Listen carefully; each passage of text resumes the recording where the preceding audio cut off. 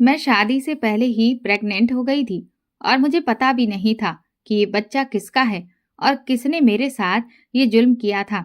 मैं सिर्फ अपनी माँ के साथ रहती थी। मैं उनको लेकर शहर चली आई और जब बच्चा पैदा हुआ और नर्स ने बच्चा मुझे दिखाया तो उस बच्चे को देखकर मेरी चीख निकल गई थी, क्योंकि वो बच्चा तो मेरे ही 15 दिन बाद ही मेरी शादी थी। मेरी माँ के साथ मेरे अब तक बाजार के कई चक्कर लग चुके थे।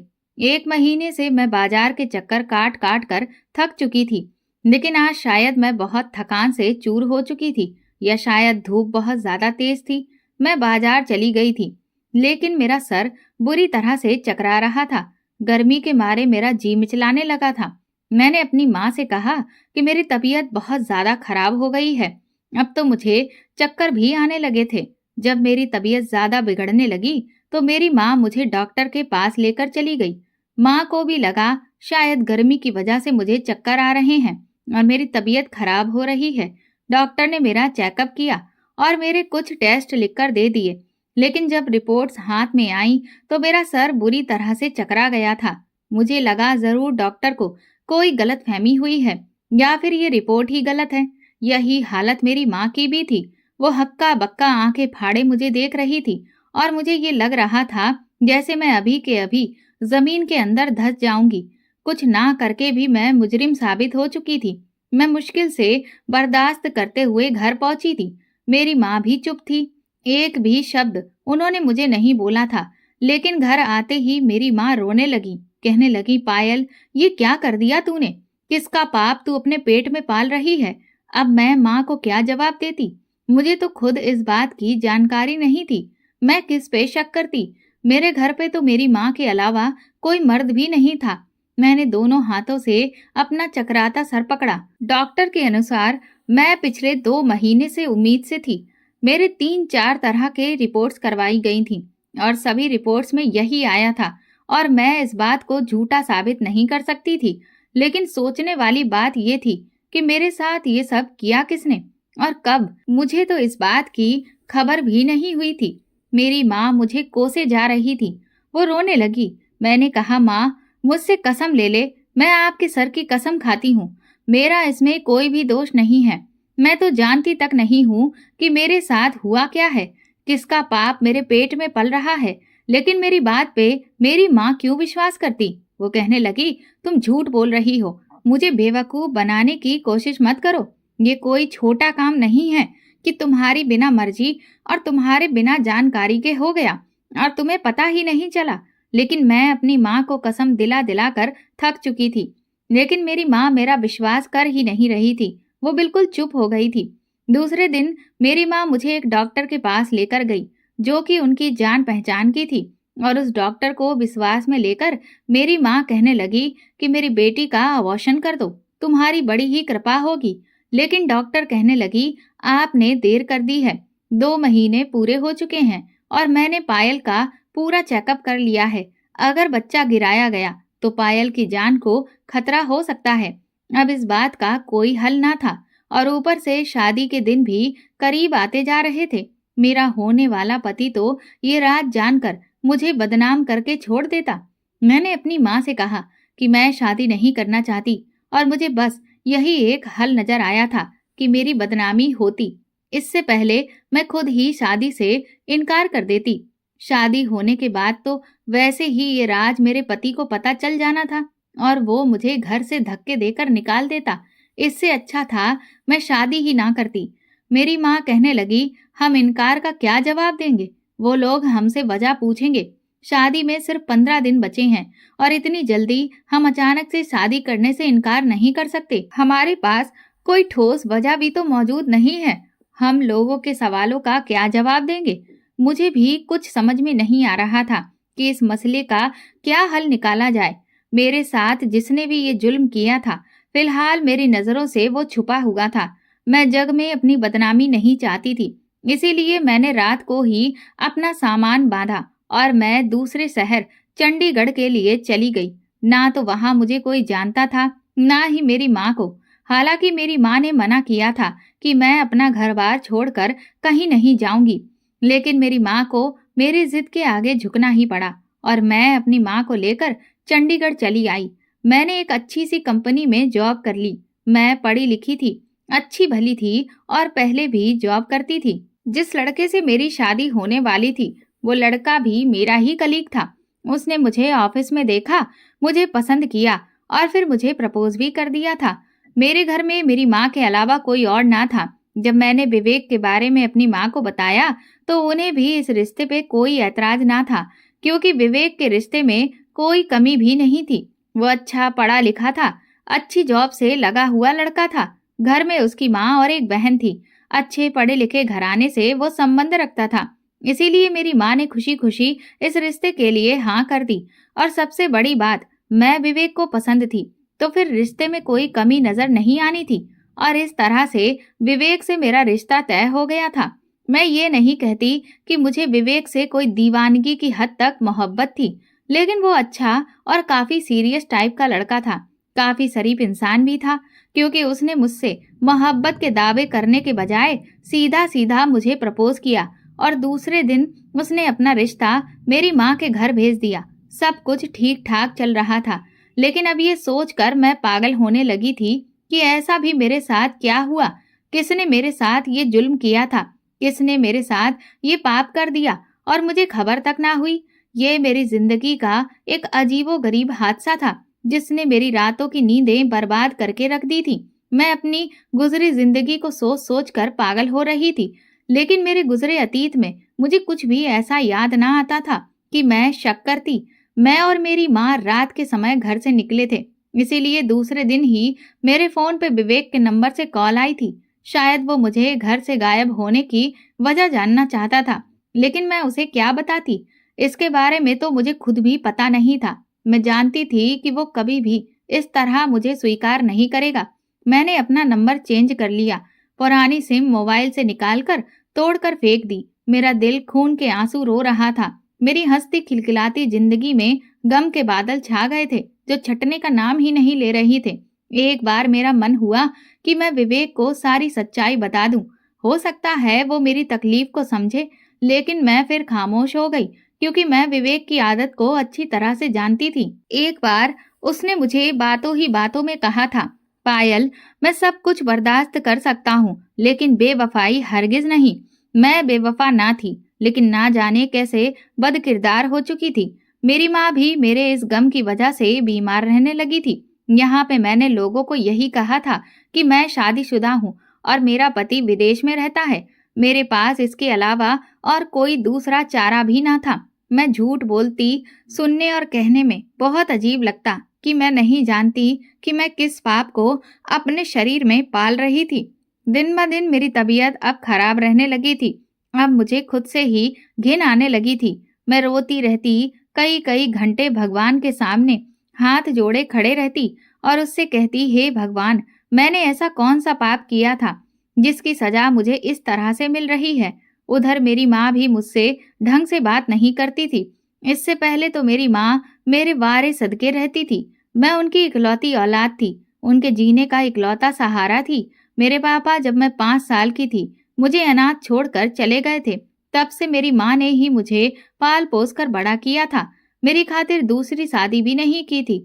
रंग रूप तो मैंने अपनी माँ का ही चुराया था। वही बड़ी बड़ी बादामी चमकदार आंखें, लंबे घने काले बाल जो कमर को छूते थे, दूधिया सफेद रंगत। देखने वालों की नजरें मेरे ऊपर से हटना ही भूल जाती थी। कभी कभी तो मेरी माँ भी मेरी खूबसूरती से डर जाती थी। कहती थी, पायल, जमाना बहुत खराब है, ऊपर से तेरी खूबसूरती खुद को छुपा कर रखा कर। मैं माँ की बात को हंसकर टाल देती। कहती, माँ, आपकी बेटी कोई कमजोर लड़की नहीं है।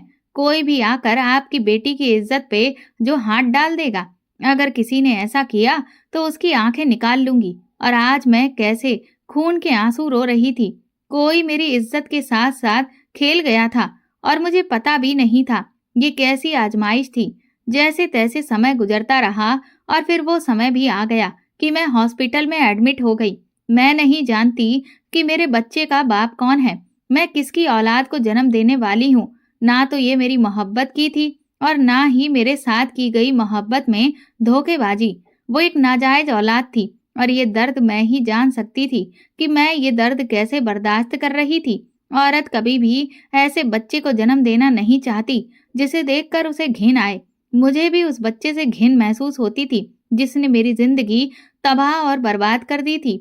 मैंने तो सोच लिया था कि मैं इस बच्चे के पैदा होते ही अनाथ आश्रम में दे दूंगी, क्योंकि मुझे इस बच्चे से कोई भी लगाव नहीं था, बल्कि मुझे इस बच्चे से नफरत थी जिसमें मेरी पूरी जिंदगी ही बर्बाद कर दी थी।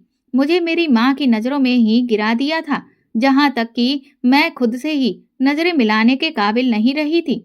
4 घंटे के दर्द को सहने के बाद मैंने एक बच्चे को जन्म दिया था, और जब बच्चे की शक्ल देखी तो मेरे होश उड़ गए थे।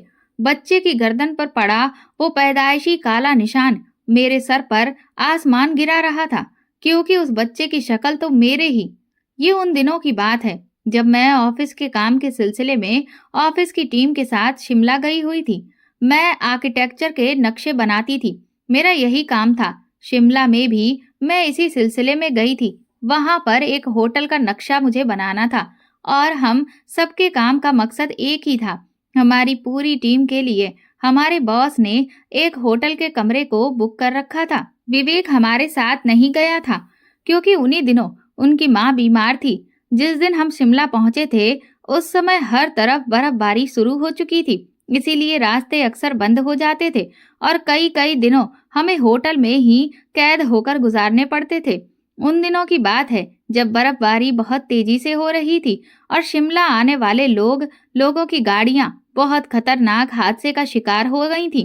कई गाड़ियां तो रास्ते में बर्फ पर फिसलने की वजह से फंस गई थी, और लोग वहीं गाड़ियों में ही दबे ठंड की वजह से जान से हाथ धो बैठे थे। ये हादसा ऐसा था कि हर दिल को तड़पा के रख दिया था। होटल के मालिकों ने 3 गुना बढ़ोतरी कर दी थी। उन्हीं दिनों हम भी अपने होटल के कमरे में कैद होकर रह गए थे। सर्दी की इतनी तेजी थी कि हीटर भी काम नहीं कर रहे थे। मुझे याद आने लगा, उन्हीं दिनों होटल पे ग्राहकों की भीड़ बहुत बढ़ गई थी। लोग होटल का किराया लाखों में देने के लिए भी तैयार थे। बहुत से लोगों ने इंसानी हमदर्दी के नाते अपने ही कमरों में लोगों को ठहराना शुरू कर दिया था। लेकिन मैं नहीं जानती थी कि मेरे साथ ऐसा घिनौना खेल भी वहां खेला जा सकता है। एक रात मेरे कमरे का दरवाजा बड़ी जोर से धड़धड़ाया था। मैं सर्दी के मारे रजाई में भी कांप रही थी। मुश्किल से ही मुझे नींद आ रही थी कि तभी दरवाजे की दस्तक ने मुझे नींद से उठाया था। मुश्किल से उठकर मैंने कमरे का दरवाजा खोला तो उसी होटल का एक नौकर था। वो मुझसे कहने लगा, एक फैमिली इस समय बड़ी मुश्किल से इस होटल तक पहुंची है और उनकी बच्ची भी बहुत बीमार है। होटल का कोई भी कमरा खाली नहीं है। अगर आप एक रात के लिए उन्हें इस कमरे में ठहरा लें तो ये आपका उन बाप बेटी पे बड़ा ही एहसान होगा।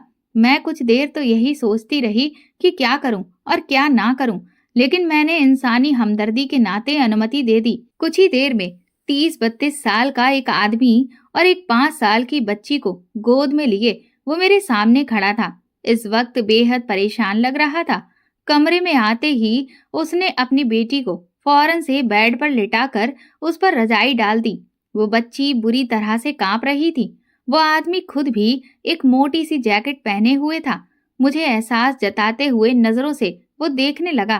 कहने लगा, मैं आपका एहसान किन शब्दों में अदा करूं? अगर आप मुझ पर एहसान ना करती तो मेरी बच्ची को ना जाने सर्दी के मारे क्या हो जाता। मैंने कहा, कोई बात नहीं। फिर वो कहने लगा, आप बस मेरी बेटी का ख्याल रख लेना, मैं तो कहीं भी समय काट लूंगा। ये कहकर वो कमरे से बाहर चला गया। मैंने उसकी बेटी को कंबल से अच्छी तरह से लपेट दिया था और मैं खुद भी अपने बेड पे आकर लेट गई। वो बच्ची नींद की बेहोशी में भी बुरी तरह से कांप रही थी। मैं उसके ठीक बराबर में लेट गई और उस 5 साल की मासूम बच्ची को अपनी गोद में भर लिया। कुछ ही देर में ही उस बच्ची की कपकपाहट बिल्कुल खत्म हो चुकी थी। अब वो बच्ची गहरी नींद में सो चुकी थी। रात भर बर्फबारी होती रही और सुबह भी यही सिलसिला जारी था। सर्दी की तेजी इतनी ज्यादा बढ़ चुकी थी कि नालों में पानी भी जमने लगा था। वो बच्ची जब जागी तो मुझे अपने पास देखकर कुछ घबरा गई थी। वो मुझसे कहने लगी, मुझे अपने पापा के पास जाना है। लेकिन मैं ये नहीं जानती थी कि उसका बाप इस समय कहाँ था। मेरे पास तो उस आदमी का नंबर तक ना था।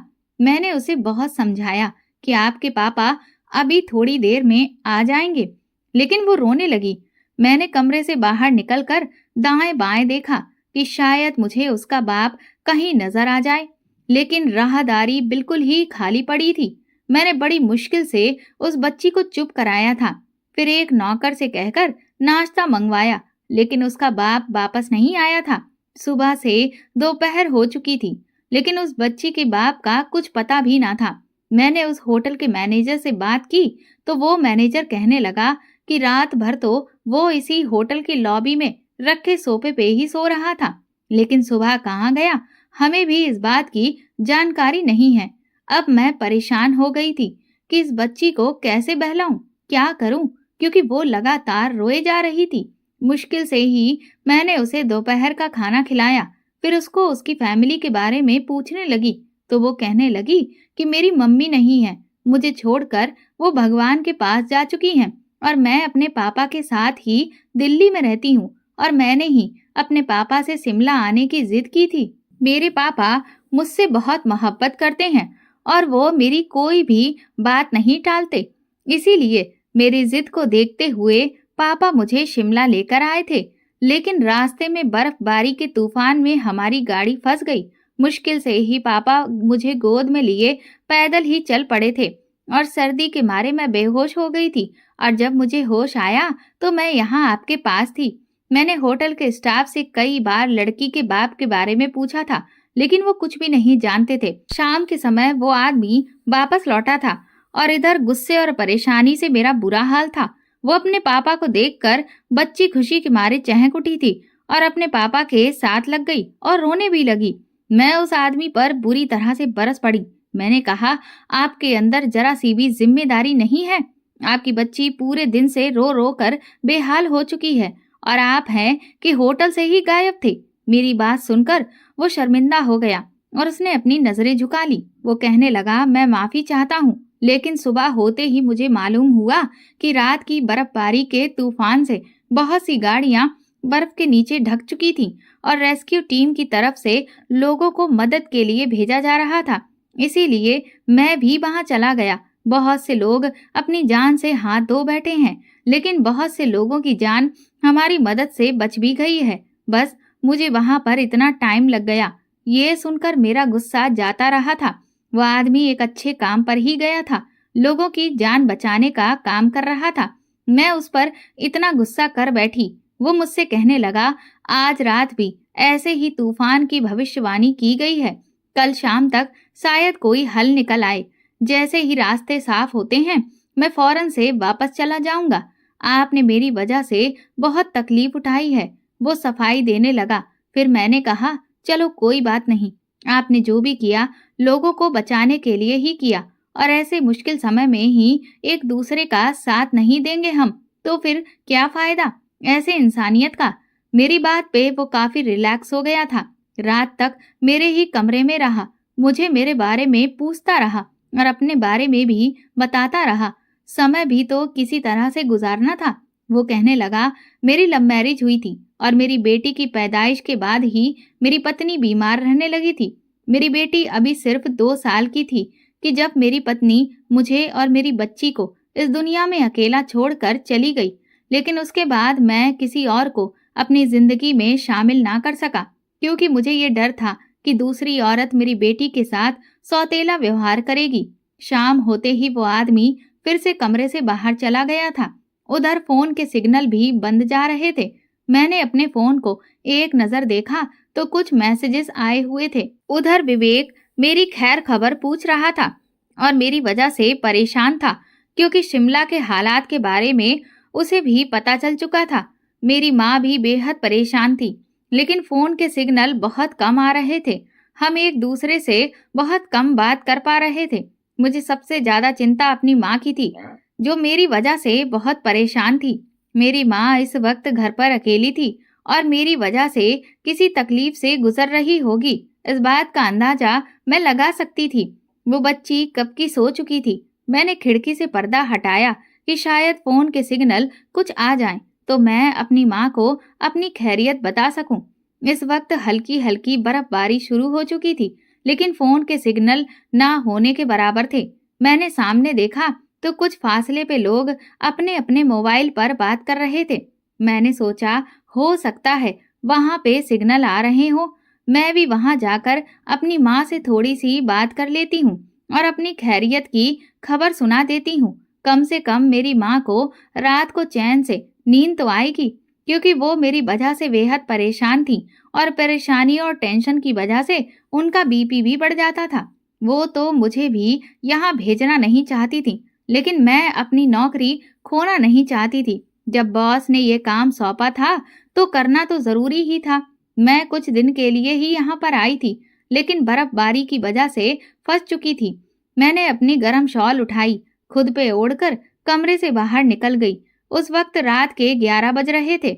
होटल में सन्नाटा छाया हुआ था। सर्दी की वजह से सब अपने अपने कमरों में दुबके पड़े थे। मैंने होटल की लॉबी पर बिस्तर बिछे देखे थे। बहुत से लोग मजबूरन वहां सोने के लिए मजबूर थे। उस बच्ची का बाप भी कोने में लेटा हुआ था। मैंने बस एक ही नजर उस पर डाली थी और वहां से निकल गई। मुझे बस अपनी माँ को तसल्ली देनी थी। उस वक्त हर तरफ बर्फबारी ही बर्फबारी थी। मैं जिस शहर से यहाँ आई थी और वहाँ सर्दी भी इतनी ज्यादा नहीं थी। मैं इतनी ज्यादा सर्दी बर्दाश्त करने की आदी नहीं थी। मुझे मोटे कपड़ों में भी सर्दी लग रही थी। मैंने अपना मोबाइल ऑन किया, लेकिन सिग्नल अब भी कम थे। सामने लगभग 1 मील की दूरी पे कुछ लोग मोबाइल पे बात कर रहे थे। मैं भी उसी तरफ जाने लगी। बार बार अपना मोबाइल भी देख रही थी कि जहां सिग्नल पकड़ आते हैं वहीं अपनी माँ से बात कर लूं और वापस लौट जाऊं। मैं मुश्किल से ही बर्फ पे चल पा रही थी।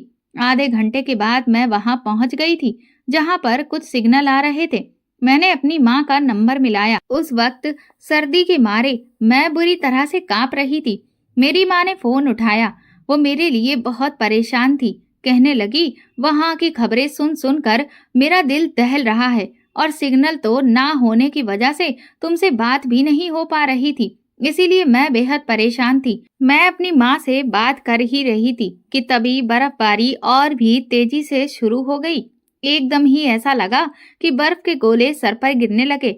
मैंने अपनी माँ से कहा, चलो माँ ठीक है, मैं वापस अपने कमरे में जा रही हूँ क्योंकि बर्फबारी बढ़ने लगी है। मैंने जल्दी से फोन बंद किया और जेब में डाला और तेज कदम उठाती होटल की तरफ बढ़ने लगी। लेकिन इस बर्फबारी की वजह से मेरे हाथ पैर कांपने लगे। बर्फबारी की वजह से अब मुझे चलना भी दूभर पड़ रहा था। ऐसा लगता कि जैसे मेरा चेहरा सुन्न हो गया है। मेरे हाथ पैर भी सुन्न हो चुके हैं।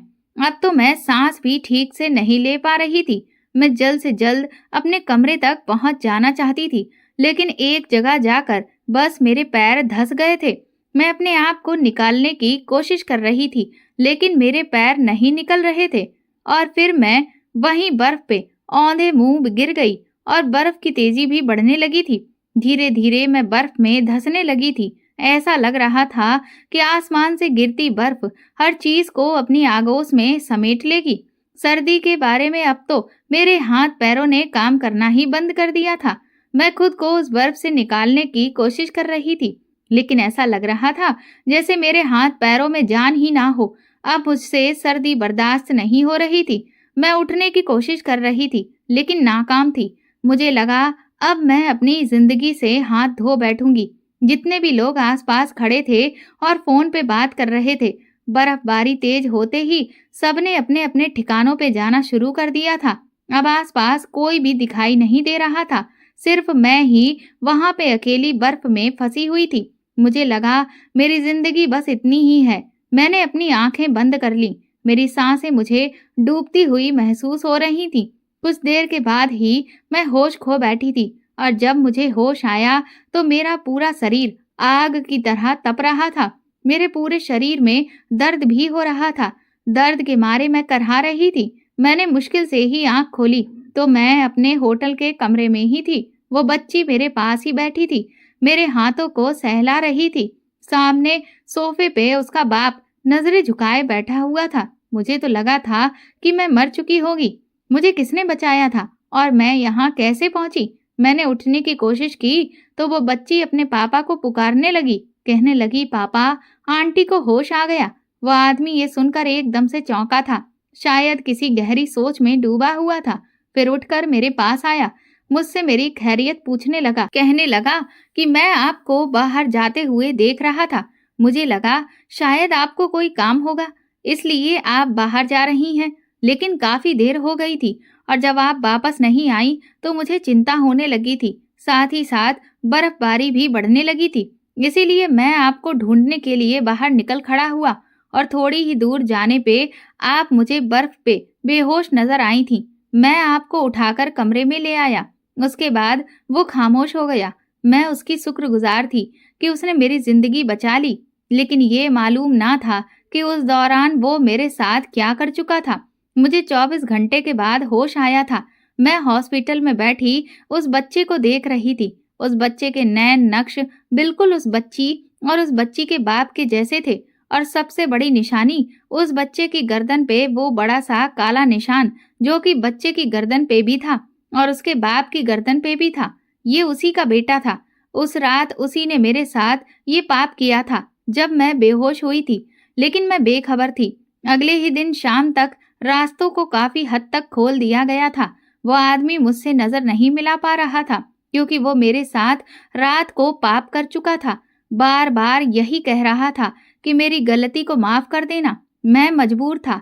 मैं उसकी बात को उस समय समझ नहीं पा रही थी। मुझे लगा शायद वो मेरी जान बचाने के लिए मुझे बर्फ से उठाकर कमरे तक लाया था, इसीलिए इस तरह से बात कर रहा था। वो अपनी बेटी को लेकर वापस जा चुका था। मैं भी कुछ देर बाद वापस लौट आई थी क्योंकि जिस कदर बर्फबारी शिमला में हो रही थी और सारे काम रोक दिए गए थे, विवेक ने भी शादी की जल्दी मचा दी थी। 2 महीने कैसे गुजरे थे मैं समझ नहीं पाई थी। अब इस बच्ची को देखकर मुझे सब कुछ याद आ गया था। मैं इस बच्चे को देखकर फूट फूट कर रोने लगी। कैसा जालिम आदमी था। मैंने उसे पनाह दी, उसकी बच्ची को संभाला और फिर मेरी बेहोशी का नाजायज फायदा उठाया था उसने। इससे तो अच्छा था कि वो मुझे मर जाने देता, क्योंकि जो जिंदगी मुझे दी थी मेरे लिए मौत से भी बुरी थी। घर वापस आकर मैंने अपनी माँ को सारी हकीकत बता दी। मैं नहीं जानती कि वो आदमी कौन था, कहाँ रहता था, यहाँ तक कि मुझे तो उसका नाम भी पता नहीं था कि जिसके बच्चे की मैं माँ बन चुकी थी। मैंने अपनी जिंदगी से समझौता कर लिया था। अब भी मेरा बच्चा कुछ ही महीनों का था कि मैंने उसे अपनी माँ के हवाले कर दिया और खुद जॉब करने लगी। मैं उस बच्चे को अनाथ आश्रम में नहीं डाल सकी। कुछ भी कहो, 9 महीने तक मैंने उसे अपने पेट में पाला था और मौत को छूकर उस बच्चे को जन्म दिया था। वो मेरा भी खून था। मैं उसे खुद से जुदा नहीं कर सकती थी, इसीलिए मैंने उसे अपना लिया। लेकिन घर भी चलाना जरूरी था, इसीलिए उसे अपनी माँ के हवाले कर दिया और खुद जॉब करने के लिए निकल पड़ी। पता नहीं था कि किस्मत एक बार फिर मुझे उस आदमी के सामने लाकर खड़ा कर देगी। एक बार जब घर आई तो सामने उसी आदमी को अपनी माँ के साथ बैठे देखा तो मैं दंग रह गई। उसकी बेटी भी उसके साथ में ही थी। उसकी खुद की हालत भी बिखरी हुई सी थी। उसकी शेप भी काफी बड़ी हुई थी। मुझे देखकर वो खड़ा हो गया। वो आदमी किसी मुजरिम की तरह नजरें झुकाए हुए था। मैंने उसे देखा। इससे पहले कि कुछ कहती, उसकी बेटी मेरे पास आकर मुझसे लिपट गई। कहने लगी, आंटी, मैंने आपको बहुत मिस किया था। मैंने और पापा ने आपको बहुत ढूंढा, लेकिन आप न जाने कहाँ खो गई थी। मैंने उस बच्ची को कोई जवाब नहीं दिया। मेरी माँ मेरे पास आई। कहने लगी, इस आदमी को अपनी गलती का एहसास हो गया है। कब से ये हमारी तलाश में भटक रहा था और अब जाकर हमें तलाश कर पाया है। तुमसे माफी भी मांगना चाहता है और तुमसे शादी भी करना चाहता है। मैंने ये सुनकर एक नफरत भरी नजर उस पर डाली थी। वो नजरें झुकाए किसी मुजरिम की तरह मेरे सामने खड़ा हुआ था। मैंने कहा, मैंने तुम्हारा क्या बिगाड़ा था जो तुमने मेरी जिंदगी बर्बाद कर दी और तुम्हें अब एहसास हुआ है अपनी गलती का। मुझे तुमसे कोई संबंध नहीं रखना। उठाओ अपना बच्चा और निकल जाओ मेरे घर से। ये कहकर मैं नम आंखों से अपने कमरे में चली गई। मेरे अंदर के सारी बर्दाश्त दम तोड़ चुकी थी। मैं फूट फूट कर रोने लगी। विवेक मुझे बेवफा समझ रहा होगा, जिसे मैंने उस इंसान की वजह से शादी से कुछ दिन पहले ही बिना बताए घर छोड़ दिया था। उसकी नजरों में मैं बेवफा बन चुकी थी। वह आदमी मेरे कमरे में आ गया। मुझसे कहने लगा, पायल, एक बार मेरी बात सुन लो। अगर आपको ये लगे कि मैं गलत हूँ तो बेशक जो चाहे मुझे सजा दे देना, मैं उफ तक नहीं करूंगा। आंखें उसकी भी नम थी। मेरे सामने आकर वो बैठ गया। मैंने अपने आंसू साफ किए। उसके सामने मैं कमजोर पड़ना नहीं चाहती थी। जिस रात मैं तुम्हें बेहोशी की हालत में कमरे में लाया था, तुम्हारा शरीर ठंड की वजह से एकदम नीला पड़ चुका था। तुम्हारी जिंदगी बचाने का मेरे पास एक ही रास्ता था, वरना तुम अपनी जान से हाथ धो बैठती और मैं तुम्हें अपनी आंखों के सामने यूं मरता हुआ नहीं देख सकता था, क्योंकि तुमने मेरे ऊपर बहुत बड़ा एहसान किया था, मेरी बच्ची की जिंदगी बचाकर। और मैं अपनी बच्ची की जिंदगी बचाने वाले को अपनी आंखों के सामने मरता हुआ नहीं देख सकता था। मैं हर हाल में तुम्हें बचाना चाहता था। अगर मेरे पास तुम्हारी जान बचाने का कोई दूसरा रास्ता होता तो मैं ये गुनाह कभी ना करता। पहले मैंने तुम्हारे शरीर को गर्मी देने की हर मुमकिन कोशिश की थी। तुम्हारे हाथों को सहलाया, तुम्हारे पैरों के तलवों को सहलाया, लेकिन तुम्हारे शरीर में गर्मी पैदा नहीं हो रही थी और मेरे पास लास्ट ऑप्शन अपने शरीर की गर्मी देना ही बचा था। मेरा विश्वास करो पायल, जब मैंने तुमसे कपड़े अलग किए थे उस समय मैंने अपनी आंखें बंद कर ली थी। मेरे मन में कोई भी गलत विचार नहीं थे। मैं बस तुम्हें अपने शरीर की गर्मी देकर तुम्हारी जान बचाना चाहता था। लेकिन पता नहीं वो कौन से कमजोर पल थे कि तुम्हें अपने शरीर की गर्मी देते देते मैं बहक गया था और वो सब कुछ हो गया जो नहीं होना चाहिए था। सुबह मुझे इस बात की बहुत शर्मिंदगी थी और मैं हिम्मत करने के बावजूद भी तुमसे कुछ कह नहीं पाया। तुम्हें बिना बताए वहां से चला गया, लेकिन इस जुर्म के एहसास ने मुझे चैन लेने ही नहीं दिया। मैंने तुम्हें बाद में बहुत ढूंढा। होटल से तुम्हारे ऑफिस का पता भी निकलवाया और तुम्हारे ऑफिस से तुम्हारे घर का एड्रेस निकलवाया। मैं तुम्हारे घर भी गया था तो मालूम हुआ कि तुम्हारी शादी होने वाली है। मैंने सोचा तुम शादी करके अपनी जिंदगी में खुश रहोगी। मैं तुम्हें ये सच्चाई बताकर डिस्टर्ब नहीं करना चाहता था, इसीलिए वापस चला गया। लेकिन कुछ दिन पहले ही मैंने तुम्हें अपने दोस्त के साथ देखा था। मालूम हुआ कि तुम्हारा बेटा भी है और तुम्हारा पति विदेश में रहता है। ये सोचकर मेरे दिल को सुकून हुआ था कि तुम अपनी जिंदगी में खुश हो। तुम्हारा प्यारा सा बेटा है और तुम्हारा पति भी है, लेकिन फिर भी मैं अपने किए की माफी मांगना चाहता था, इसीलिए यहाँ पर आ गया। तुम्हारी माँ से सच जानकर मुझे बहुत दुख हुआ कि मेरी वजह से तुम्हें इतनी तकलीफ उठानी पड़ी। मुझे माफ कर दो और मुझसे शादी कर लो। मैं बाकी की सारी जिंदगी अपने जुर्म की भरपाई करता रहूंगा, लेकिन मुझे जुर्म के हिसाब से छुटकारा दिला दो। पायल, जो मजबूरी में मुझे करना पड़ा था मैं वो कर चुका था।